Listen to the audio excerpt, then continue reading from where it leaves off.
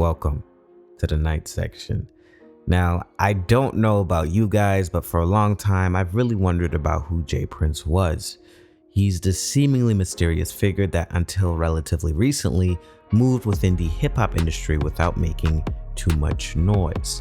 Now, some of the major moves in recent times that I recall was when Drake was supposed to release his response to Pusha T's diss track record, The Story of Adidon. And out of nowhere, it seemed like Drake decided to no longer release it. And it was claimed that the reasoning for it was that it was potentially quote-unquote career ending. And the man behind halting the release was apparently J. Prince himself, telling Drake not to move forward with it. Then we have, on the other hand, Drake and Kanye's, let's call it, temporary reconciliation back in 2021, where they performed together for a free Larry Hoover benefit concert. Larry Hoover, who by the way, according to Wikipedia, is the co-founder of the Chicago street gang, the Gangster Disciples, currently serving 6 life sentences, who's, as you guessed it, a friend of J. Prince's. And considering the fairly recently circumstances of Takeoff's death, rest in peace, and how it all went down, would make anybody wonder, like, hey, who is this guy?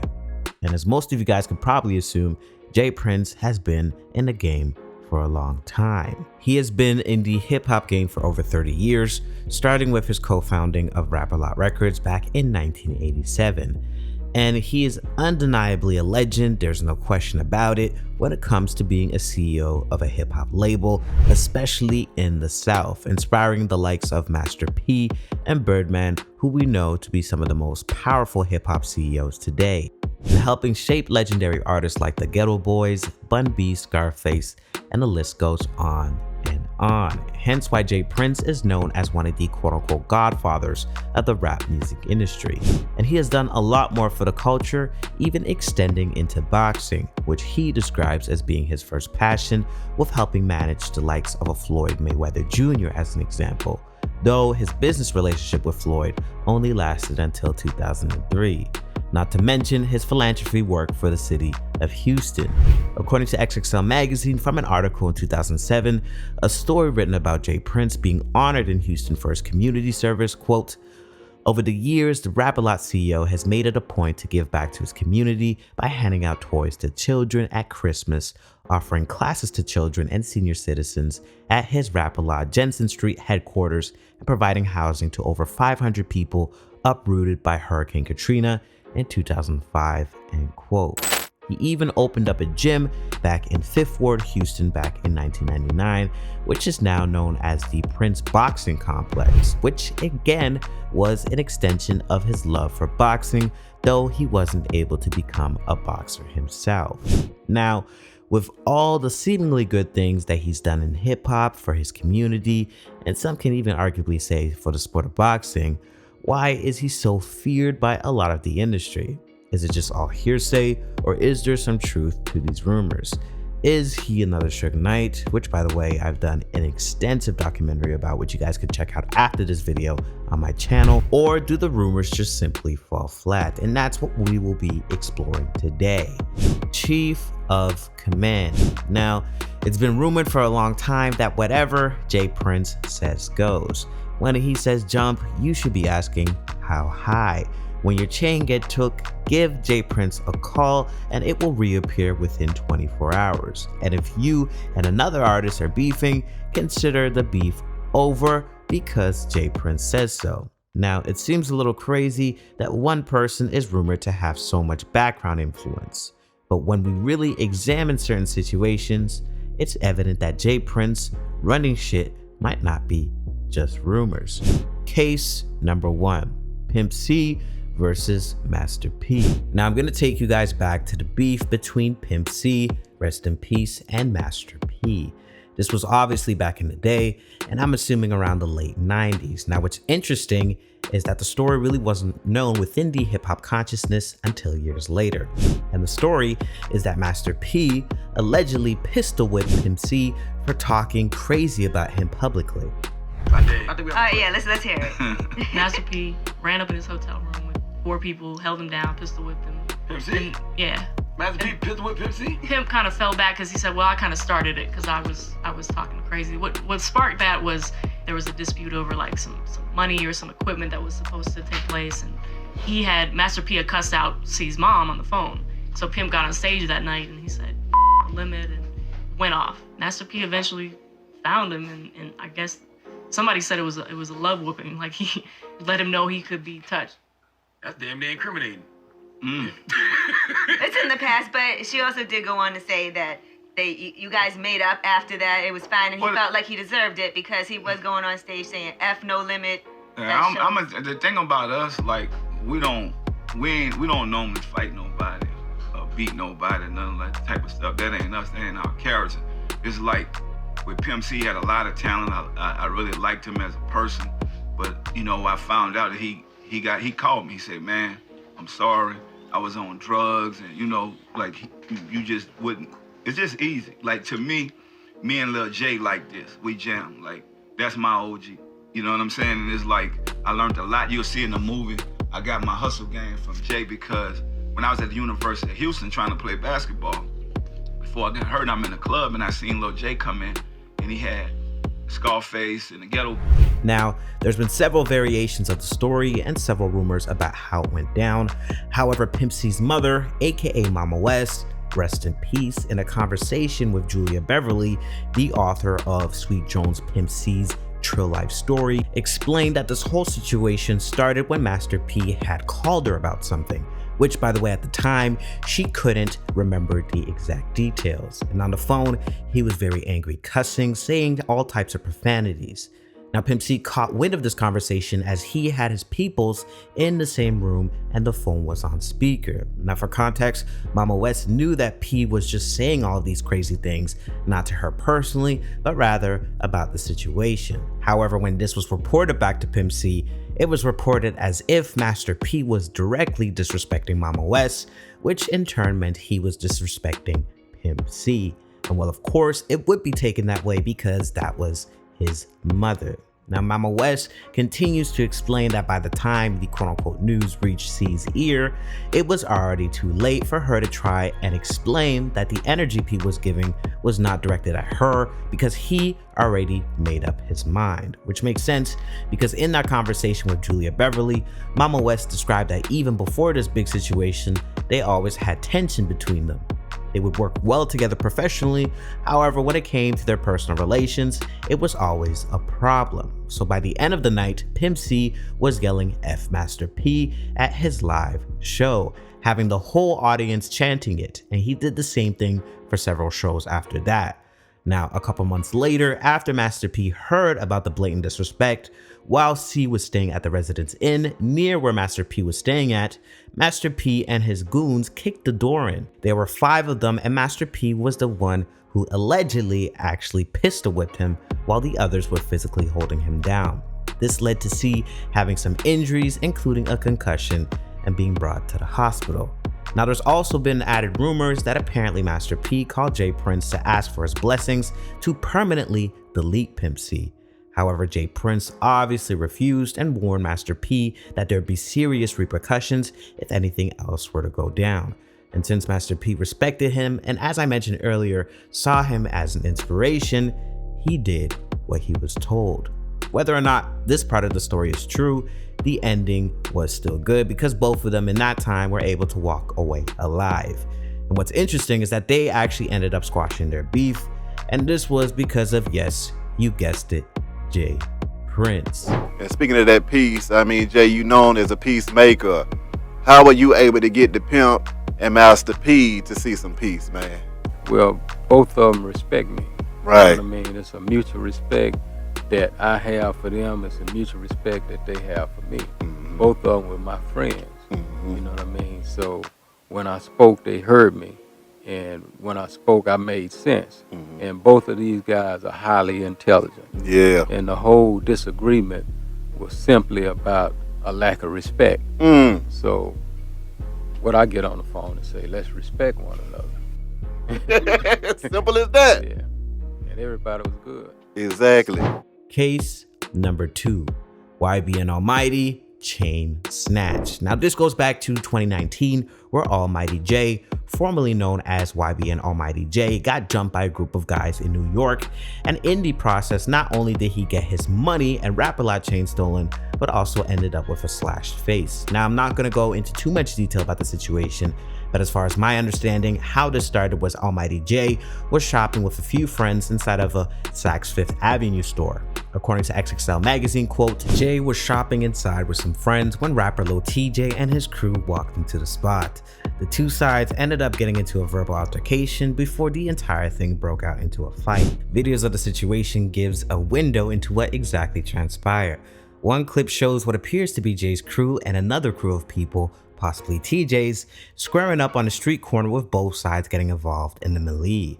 In another video, which could have been recorded hours later, we see what appears to be Jay being jumped by a group of people. In the clip, he gets kicked in the head multiple times and his attackers appear to try to rob him. Quote, "That's the YBN N-word, take his chain," someone yells. Fortunately, Jay gets up and is able to flee the scene while his attackers scream at him. It looks like they were able to make off with some valuables. Another clip that has surfaced shows people flexing on social media with the rapper's signature piece and chain, end quote. Now here are some of the clips that XXL magazine was referring to. Take his chain, take his chain, take his chain. That's the YBN. Shut the up. Run, stop. YBN Almighty. YBN, you on my mother. Don't ever try to pull up on the, elevator. You drunk? Everything for business. No face, no case, they said. They don't gotta show face. Here you go. Now, after the situation transpired, Jay Prince caught wind of this and made it known that this event was completely unacceptable with some Instagram posts, including the following, where he says, quote, "Mob ties call to my real street N-words around the world, but especially on the East Coast in the Bronx. There's a clown by the name of Zay and his crew who want to become famous by bragging about robbing rap industry N-words. They recently bragged about robbing the artist YBN Almighty Jay, who I'm invested in. They've robbed him of his money and jewelry, including a Rap-A-Lot piece, so therefore they have robbed a piece of me. This is a perfect opportunity to execute on our unity where we don't allow moment thinkers to muddy the water over the movement. With that being said, to the homies in the Bronx, if any of these clowns are y'all's family or friends, speak now so we can get an understanding. To ignore this is a recipe for a disaster. Other than that, it's these clowns versus the realest N-words in every hood around the world, and that's the meaning of mob ties," end quote. Within a week of him posting this, he made another post holding YBN's chain, and in the caption says, quote, "Real recognizes real in every hood and has a way of connecting in spite of clowns and squares. The homies from the Bronx, KT, Hocus 45th, and French Montana kept it real with me and my son Jay Prince Jr. Though it was never about the chain, it was about the name that was built off of blood, sweat, and tears. I welcome these brothers to our Mob Ties movement and look forward to us doing business in the future together. There's power in numbers, and when strong brothers from the streets align themselves with one another, suckers tremble. So I can only imagine how some of you are feeling right now. I've invited these homies to H-Town for Jay Prince Jr. birthday celebration March 28th to the 31st of 2019. And I look forward to coming to the Bronx soon. The big picture here is the same as I stated in my first post, which is to not allow moment thinkers to muddy the waters over the movement. To YBN Almighty, I'll be returning your jewelry soon, little homie, to be continued. Hashtag the art and science of respect," end quote. Now, some of you might be wondering the connection between Jay Prince and Almighty Jay. Well, not too long before the chain snatching incident, a year or two prior, Almighty and the other former YBN members actually were signed to the label Art at War. According to a 2020 article from DJ Booth, quote, "Art at War, a partnership between James McMillan and Rap-A-Lot CEO James Prince, which has a joint venture with Atlantic Records," end quote. With this whole situation, it shows again the influence that Jay Prince has that reaches beyond the borders of Texas to the point that he was able to get Almighty's chain back in no more than a week. Case number 3, the story of Adidon. Now, we all know about the back and forth between Pusha T and Drake back in 2018. I won't go into too much detail about the history in this video, but let's just say that it started way before 2018 with subliminals and tracks back and forth since 2011 between the two. However, if you want to look even further back, you can see that this beef was almost inevitable, as Pusha T was already in a mess with Lil Wayne before Drake even became the superstar that he is today. However, in 2018 is when the beef escalated musically to the point of no return, as some might say. Long story short, Pusha T releases Infrared ahead of his 2018 album Daytona, and it had some, let's just say, peculiar lines. Before the actual release of the song, there were clips going around all over social media from a listening party that Pusha T hosted ahead of his album. At the beginning of the song, Pusha T opens with, "The game's effed up, N-words beats is banging, N-word your hooks did it, the lyric penning equal the Trump's winning, the bigger question is how the Russians did it, it was written like Nas but it came from Quentin," end quote, directly throwing shots at Drake. Now, if you guys recall the whole "if you're reading this is too late" saga back in 2015 with Quentin Miller, who was revealed, to put it nicely, as helping with some of the writing on that project, which of course is a no-no in hip-hop. Not to mention, before that happened, Drake really prided himself of being an MC and a lyricist. That's why it became such a big deal. And of course, the discussion then among the hip-hop world became whether or not you can be considered one of the greatest rappers if you have people writing for you. Now, Pusha continues throughout the song to create a bigger picture, taking aim at Birdman and Lil Wayne and their arguably problematic business relationships as an example. And near the end of the song, he makes it very clear that he is talking to Drake with the line, quote, "How could you ever right these wrongs when you don't even write your songs?" Now, obviously, Drake took this to heart, and on the same day of Infrared's official release on May 25th of 2018, Drake dropped Duppy Freestyle. And man, let's just say that it was on. Now, I won't do a full analysis on the lines for this particular diss track. However, I do want to point out one line that would turn the levels of the beef to a new level and explain why. The line I'm referring to is when Drake says, "I told you keep playing with my name and I'ma let it ring on you like Virginia Williams," end quote. If you guys didn't know, Pusha T's then fiance was named, otherwise known as Virginia Williams, in the diss track. And of course, this was a play on of words, or rather a double entendre, making reference to the fact that he was recently engaged to Virginia Williams, while the line "ring on you" in this context means that he will, to put it nicely, cause harm. Now, in the scope of their beef history, everything for the most part has been surface level, like "you can't rap" or "you're washed up," etc., etc. In other words, keeping it amongst each other or in terms of career. However, little did Drake know, by making this reference, he made it personal, or maybe that was his intention. However, I think he miscalculated how personal Pusha T would take this, going from 0 to 100, no pun intended. And the level 100 was when 4 days later, Pusha T released The Story of Adidon. I have no desire to ever mend anything with that person. And yeah, that situation just went, you know, it just went where it went. And it's just, there is no turning back. It's not like those other situations. I'll say at that point, it wasn't even about battle rap or any of that. It was just, the information was too shocking. It was, like I said, on his part, it was a genius chess move. He obviously has no, like, you know, when it comes to me, he's not gonna have any like morals or respect. So the other elements of the record, whether it be like just like the shit that he's making up about my mom and my dad and all this like dumb shit. Now, yes, the information was quite shocking, and I won't do a breakdown of the entire song, but some of the references Pusha T made really got under Drake's skin. He starts off the verse with, quote, "Drug dealing aside, ghostwriting aside, let's have a heart-to-heart about your pride," which I think was really interesting because, as I mentioned earlier, the beef up until this point was for the most part pretty surface level. And I think in this line, he acknowledges that, but also lets you know that he's about to get real personal. Now, two of the major facts of information that Push dropped, at least at that time in 2018 when it first came out, was one, that Drake has a son, and two, not only does he have a son, but he has that son with a porn star, with the lines, quote, "Since you name dropped my fiance, let him know who you chose as your Beyonce. Sophie knows better as your baby mother cleaned her up for IG, but the stench is on her. A baby's involved, it's deeper than rap. We talking character, let me keep with the facts. You're hiding a child, let that boy come home. Deadbeat mother effer, playing border patrol. Ooh, end quote. Then he continues on to say, quote, Adonis is your son and he deserves more than an Adidas press run that's real.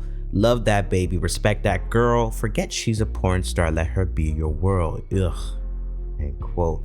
Now, if you've already listened to the entire diss track, you know that Push was also making references to both his parents and treads the line of almost getting into Drake's psychology on why he is the way that he is with calling him a deadbeat. But another line I wanted to point out was when Push says this, OVO 40, hunched over like he 80, tick, tick, tick. How much time he got? That man is sick, sick, sick. I got the devil flow, N-word, 666, end quote. Now this was a lot and a bit crazy. However, there are no rules to rap beef.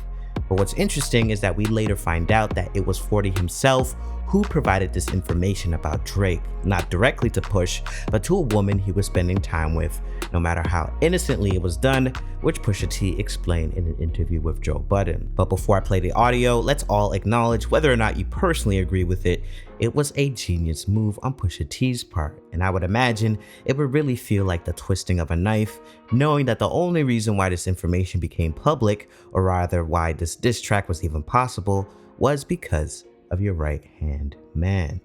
The information came from 40. It didn't come from Kanye. At all. Okay. 40 is sleeping with a woman who begins to, he talks to her daily, 5-6 hours a day. Oh, she must have a great personality. Yeah, bruh. Come on. Listen, talks to a woman 5-6 hours a day, provides opportunity for. Provides opportunity for. He's a great guy. And ultimately speaks about how he's disgruntled about certain things, notoriety and things involving Drake and his career, so on and so forth. To this young lady. Yes. With that also came the fact that Drake has a child. With that also came the trip that everybody took to go see the child and bring him gifts and all of this information. Now, after we heard the story of Adidon, it was crickets from Drake's end. In later years, we would hear subliminals from Drake. However, immediately after the story of Adidon, we didn't get a response. Now, Drake went on The Shop with LeBron and essentially said this. Rap purists and people who love confrontation, they love to say, there's no rule to this ish. There are effing rules to this ish. I'm gonna tell you something. I knew something was gonna come up about my kid. They had to add the deadbeat dad thing to make it more appealing, which is fine. The mom and dad thing, whatever. You don't even know my family, but wishing death upon my friend who has MS. I study rap battles for a living. When you mention defenseless people who are sick in the hospital, who have passed away, I just believe that there's a price for you to pay for that. It's over. Someone's gonna effing punch you in the effing face. The ish is done. The event's over. I wanted to do other things. I didn't want to further your career by rapping back to you and having this exchange, end quote. Now, how you take that, I will leave it to your guys' own interpretation. However, he also confirmed in that conversation that he did write a response, but didn't put it out because apparently he went to a very dark place with it, and it wasn't necessarily something he wanted to be remembered for. Whether this is true or not, we will never know, but one thing's for certain, Pusha T won that battle. Well, now there is more than meets the eye when it comes to Drake not releasing this alleged response track, and that's J Prince stopping this himself. Too far. Yeah, it just went too far, and when it go there, you know what I mean. That's a situation where people are angered, feel some kind of way, and it's easy to escalate into other areas. Right. And not only that, from a business perspective, for Drake to have to go somewhere out of his character to do what I know what he was about to do to Kanye, and both of them would have been damaging.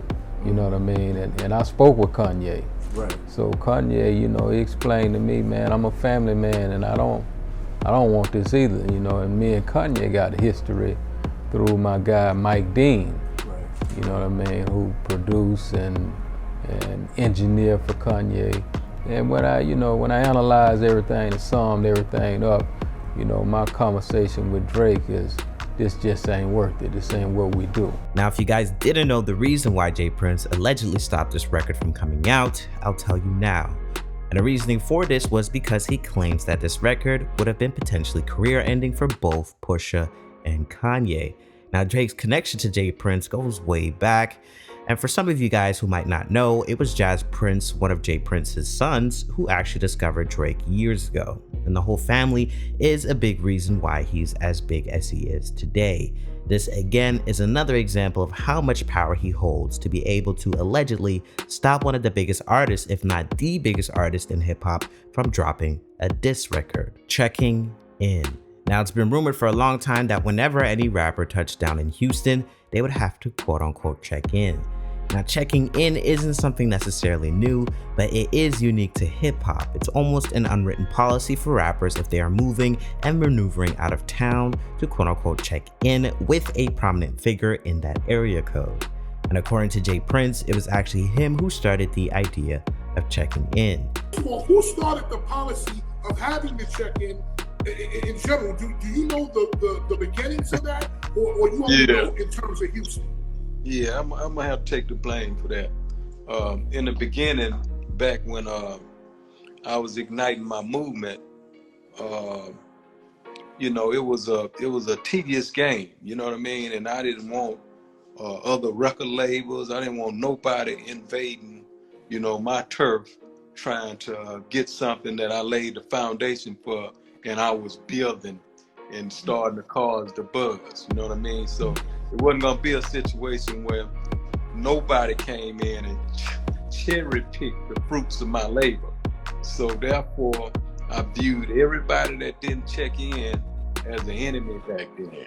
You know what I mean? Because I understood that when I asked y'all for help, you didn't want to help me. But now that I got the harvest and the fruits, you want to come up. Yeah, you know what I mean? So that's where that came from. With checking in, some see it as a sign of respect since you're basically making money in their territory, while others see it as an extra security measure as they may not be as familiar with the street politics in that area. And hey, if you're a rich rapper, it's very likely that you will become a target, especially if you're seen as a quote-unquote street rapper. Then we also have people check in for validation because it makes them appear quote-unquote legit. And then there's others that see checking in as straight up extortion, where coming into their city means you have to pay a fee. Like in the case of NBA Youngboy. The little homie Youngboy place got broke into. People went in his place, disrespected different things, and you know, I got a call about it. And the little homies that went into this place want to make that right because they understand that, you know what I mean, Youngboy family is okay with me. And as you can see, homie, to make a long story short, I got your keys to your Rolls Royce, I got your keys to your McLaren, you know, all that they took. And the homie, Shakur, what you got, homie? You got your Rolls Royce umbrellas, you got your keys, you got a bunch of other shit, so get in contact with us, bro. Get your shit back, bro. Ain't no new relationships. All that shit, hey, I don't respect none of that shit, man. If you got something for me, man, that plenty nigga on me, you could call. Man, nigga, it's plenty ways you could get in touch with me. Man, don't get on no internet and do nothing publicly. Don't do nothing dealing with no publicity, none of that and shit. And I'm good on the keys, gangster. When you buy shit cash, two keys come with the car anyway. Man, you Long story short, this was over 2 years ago where NBA Youngboy's Houston house got robbed and they took a lot of his possessions, including keys to his Rolls Royce and his McLaren. And as you guys saw in a previous clip, he was not having that at all, because instead of contacting Youngboy or his people directly, Jay Prince went out on the internet to do it, which makes sense on Youngboy's end to reject this so-called invitation, otherwise known as checking in. And to a lot of people in the online world, it seemed as if Jay Prince set it up for NBA YoungBoy to get robbed, to later then taunt him online. And the extortion comes in as perhaps this was Jay Prince's way to get into the business of NBA YoungBoy, as per DJ Academic. You're talking about the security was sleeping, this and third. Jay Prince, bro, like, Jay Prince is from a different era. YoungBoy's from a different era. YoungBoy moves around, and like the niggas around him, they're also hood niggas, but like YoungBoy don't feel like he got to connect to no bigger movement. He just does his thing. He on some 4K Trey shit. He's on some 4K T shit, right? I feel like Jay Prince wants him to get in business with him. And whether if you think Jay Prince set up the robbery or he's very cool with the robbers and he was definitely offering the stuff back to YoungBoy that he could possibly see, like, yo, why Jay Prince is important, I really believe that this is an attempt to extort a younger artist. I can't fuck with it. You get me? And the courtesy call made it worse. The first video was bad too. It just looks... Now, we've also heard people question the ethics of checking in from people like Charleston White, asking why it appears to only be black people that are having to check in, and it's never people like Miley Cyrus or Justin Bieber. Post Malone, make him check in. Yeah. Why the niggas got to check in? I just left Houston last week. I ain't check in. Yeah, I went through Houston, went to Beaumont. Nah, I ain't check in. So why the niggas got to check in, Mr. Prince? Mob ties? I agree. Nah, homie, take them restrictions and protocols off any nigga. We don't owe y'all nothing. Y'all people want to enjoy the entertainment. I can go hire me some white boy sheriffs to patrol me, but I'd much rather get the black security company. But if I got to check in because they gonna be dropping tips on me, now I go get the white boy security.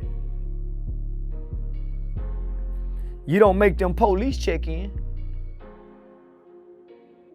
So no, that's what I mean by I don't respect nothing like that. You just making your people check in. That ain't how the mob work. The mob make everybody pay a price. Now, in Jay Prince's defense, he's claimed on multiple occasions that it isn't a requirement to check in with him. However, it may score you some brownie points. What do you guys think? Takeoff's passing. In more recent times, I assume most of you guys have heard the circumstances surrounding Takeoff's passing at a private event in a bowling alley on November 1st, 2022 in Houston, Texas. Allegedly, an argument broke out after a game of dice. Some say it was over basketball, but nonetheless, one thing led to another, then boom, Takeoff was gone. Now, Patrick Xavier Clark is the person who the police has alleged is responsible for this and has been officially charged for Takeoff's passing. Patrick was arrested and then taken into custody December 1st of 2022, exactly a month after the incident. And on January 3rd, 2023, he was released from jail on $1 million bond. Now, whether or not it was Patrick Xavier Clark who did the crime or whether or not it was in self-defense, the court of public opinion are holding Jay Prince and the rest of the Prince family responsible. Now, why, you may ask? Well, for one, it's because it was the Prince family hosting the event. Now, keep in mind, in the world of hip-hop, Takeoff did everything according to the book, including quote-unquote checking in, which could also mean potentially paying for protection. Yet somehow something like this still happened under their watch, and Takeoff's life was lost. I'm not going to go into too much detail about the situation. However, what we do know is that there was some footage and images released on social media, which I will not be posting today. Pictures of Takeoff laying on the ground with people including Quavo coming to his aid. And there were some videos even showing bits and pieces of the verbal altercation Quavo was involved in, which unfortunately led to the incident. There were even clips of Jay Prince Jr. allegedly walking over Takeoff, etc., etc. Well, regardless of how things went down, people got injured and Takeoff's life was cut short. And naturally, most people would think with a situation like this, considering it is an open investigation, someone like Jay Prince and the Prince family would stay silent at minimum out of respect for the family and at worst to not potentially implicate themselves of any crime. But alas, Jay Prince spoke out. And in a way, I understand because everyone has the urge to clear their family name, especially in a situation like this. But I want to particularly hone in on the $1 million worth of game interview hosted by Wallow and Gilly, where Jay Prince appeared to be deflecting and avoiding any responsibility for the situation, which in his defense is true. He isn't directly responsible for what happened. I mean, you can't control people and their action. However, it would have been nice to hear some accountability for perhaps fostering that type of environment for something like that to transpire.